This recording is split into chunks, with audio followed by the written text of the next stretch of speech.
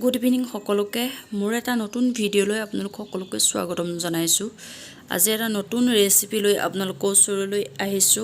বলক তেন্তে চাওঁগৈ কিনো বনাও মই আজি। এয়া লৈছো বইলা মাংস আৰু তাৰ লগত লৈছো মই ডাঙৰ সাইজৰ দুটা পিয়াজ, এইফালে লৈছো নহৰু, এটুকুৰা আদা, তিনটা জলকীয়া, এটা বিলাহী আৰু মেইন বস্তুখিনি হৈছে এইখিনি ৰঙলাও আৰু এটা আলু লৈছো। ঠিক আছে বনাই লওঁ তেন্তে বলক। আৰু ইমান ধুৱাইছে হেয়া দেখিছে ধোঁৱা পাছফালে মই যেহেতু জুই জ্বলাই থোৱা আছে সেইবাবে ইমান ধুৱাইছে। বলক মই দেখাই দিছো আপোনালোকক। সেইখিনি মই ফুৱাই আছিলো জুই যেহেতু ঠাণ্ডা পৰিছে। আৰু এতিয়া বনাই লওঁ। তাত দিছো মই অকণমান নিমখ আৰু দিছো অকণমান হালধি। এতিয়া দিছো অকণমান কাশ্মীৰী পাউডাৰ, অকণমান চিকেন মছলা দিছো, অকণমান গৰম মছলা দিছো আৰু মই সবজি মছলা দিছো। আপোনালোকৰ যি থাকে সেইখিনি মছলা ব্যৱহাৰ কৰিব পাৰে।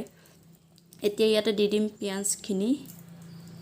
মই এইখিনি ভালদৰে মেৰিনেট কৰি লওঁ, অলপ সময় থৈ দিম মেৰিনেট কৰি। এইখিনি হৈছে খাটি সৰিয়হৰ তেল, যেহেতু মামাৰ ঘৰৰ পৰা দিছিলে। থেংক ইউ মামি, ইমান ধুনীয়া এটা বস্তু দিয়াৰ কাৰণে। আৰু মই আদাখিনি অলপ থেতেলিয়াই ল'লোঁ, এইখিনি এতিয়া দি দিলোঁ তাতে। আৰু অকণমান দি দিম তাতে নহৰু, আৰু আধা নহৰু মই ৰাখি দিম পাছত ব্যৱহাৰ কৰিম। এইখিনি এতিয়া ভালদৰে মেৰিনেট কৰি লওঁ। হৈ গ'ল মোৰ মেৰিনেট কৰা। এইখিনি অলপ সময় কাৰণে থৈ দিম। এতিয়া মই কেৰাহীখন পাতি দিলোঁ। কেৰাহীখন গৰম হোৱাত তাতে দি দিছোঁ তেল।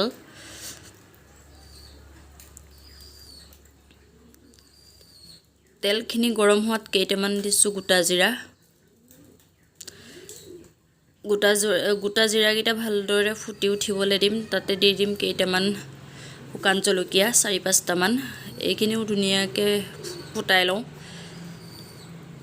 তাৰ পৰা এতিয়া দি দিম মই ইয়াতে পিঁয়াজখিনি মই অলপ সময় ভাজি লওঁ। এইখিনি অলপ সময় ভাজি লওঁ ৰঙচুৱাকৈ। সেই তেলতে মই এতিয়া দি দিম নহৰুখিনি মই ভালদৰে থেতেলিয়াই লৈছিলোঁ। ইমান গুৰি কোৱা নাই, অলপ থেতেলিয়াই লৈছিলোঁ। মিক্সিত দিলে যিহেতু ভাল নালাগে, ইমান একদম হেৰি হৈ যায় ন, পিঠা হৈ যায়। এতিয়া দি দিম মই তাতে মাংসখিনি। সেইখিনি মই ভালদৰে ভাজি ল'লোঁ। এতিয়া দি দিছোঁ তাতে মাংসখিনি অলপ সময় ভালদৰে ভাজিম। আৰু মোৰতো ইয়াত কৰিবলগীয়া একো নাই, সকলোখিনি ইয়াত দিয়াই আছে। এইখিনি এতিয়া মই ভালদৰে লৰাই দিছোঁ অলপ। মই এইখিনি লৰাই অলপ সময় ভাজিম, যেতিয়ালৈকে ইয়াৰ পৰা তেল বিৰিঙি নুঠে তেতিয়ালৈকে মই ভাজি থাকিম। ঠিক আছে, মইনো কেনেকৈ বনাওঁ আপোনালোকে চাওক। আপোনালোকে কেতিয়াবা এনেধৰণে বনাই খাই চাবচোন, বিৰাট টেষ্টি হয়। ৰঙলাও লগত খাই বহুতে টেষ্টি লাগে। আৰু এতিয়া ইয়াতে দি দিছোঁ মই আলু এটাই দিছোঁ। আপোনালোকে আলু সৰহকৈ ব্যৱহাৰ কৰোঁ বুলি ক'লে ব্যৱহাৰ কৰিব পাৰে। ইয়াতে দি দিম মই এতিয়া বিলাহীখিনি মই গুটিখিনি আঁতৰাই লৈছোঁ, যিহেতু গুটিখিনি খালে গেছ হয়, তাৰ কাৰণে মই গুটিখিনি আঁতৰাই দিছোঁ। এইখিনি এতিয়া ভালদৰে ভাজি লওঁ। এতিয়া মই ঢাকি দিম অলপ সময় কাৰণে, ঢাকি ভাজি ল'ম। ঠিক আছে তেন্তে আপোনালোকে চাই থাকক শেষলৈকে ভিডিঅ'টো, মইনো কেনেকৈ বনাওঁ।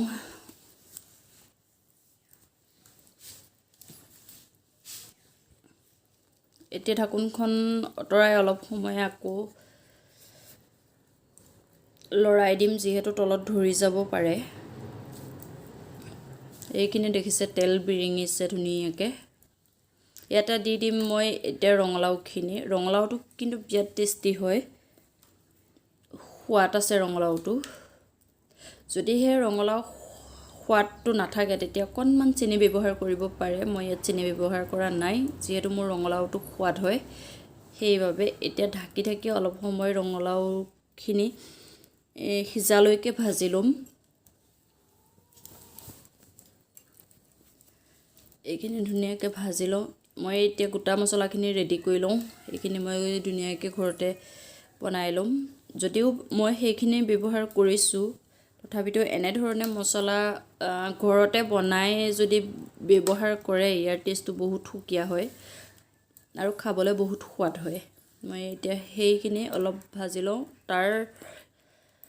সেইখিনিও ভাজি আছোঁ আৰু মাংসখিনি অলপ লৰাই দিওঁ যিহেতু তলত ধৰি যাব পাৰে সেইবাবে আৰু মই জুইটো কমাই থোৱা আছে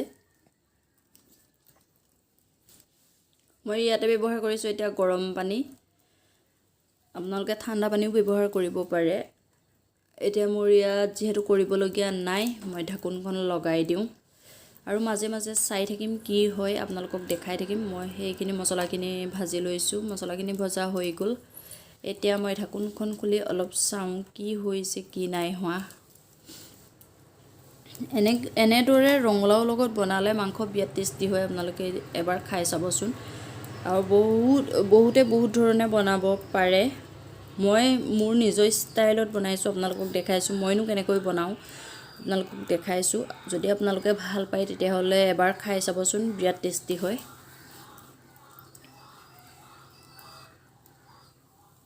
মই মাংস আনিলে প্ৰায়ভাগ ৰঙালাওৰ লগতে খোৱা হয় আৰু এতিয়া মই সেইখিনি লৰাই দিছোঁ লৰাই এনেকৈ বনাই থাকিম আৰু আপোনালোকে চাওক এতিয়া আৰু মোৰ অলপ পানীখিনি কমামগৈ আপোনালোকৰ যদি মানুহ সৰহ থাকে তেতিয়াহ'লে সিমানখিনিতে ৰখাব পাৰে মই এতিয়া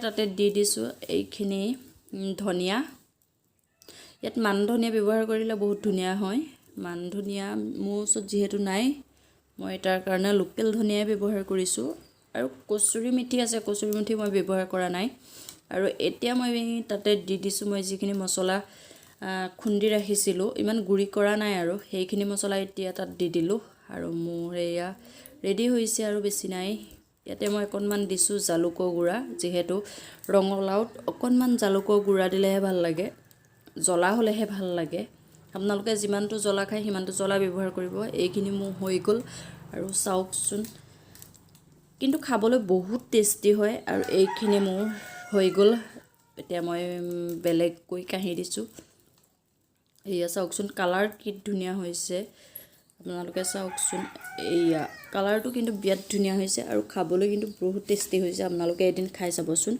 আৰু যদি ভিডিঅ'টো ভাল লাগিছে তেতিয়াহ'লে লাইক কৰিব কমেণ্ট কৰিব শ্বেয়াৰ কৰিব আৰু লগতে চেনেলটো ছাবস্ক্ৰাইব কৰি দিব যিসকল নতুন আহিছে প্লিজ চেনেলটো ছাবস্ক্ৰাইব কৰিব আৰু আগবাঢ়ি যোৱাত সহায় কৰিব আজিলৈ আহোঁ তেন্তে পুনৰ এটি নতুন ভিডিঅ' সৈতে আপোনালোকক লগ পাই আছোঁ জয় আই অসম